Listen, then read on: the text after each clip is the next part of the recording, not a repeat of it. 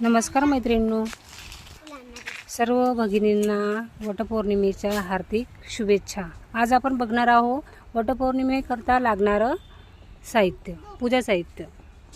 तर मी सर्वप्रथम फुलं, गहू, ओटी, दिवा, आरतीचं पुस्तक, 5 प्रकारच्या डाळी घेतलेल्या आहे आणि हे आंबे घेतलेले आहे। आणि सर्वप्रथम हा धागा घेतला आहे।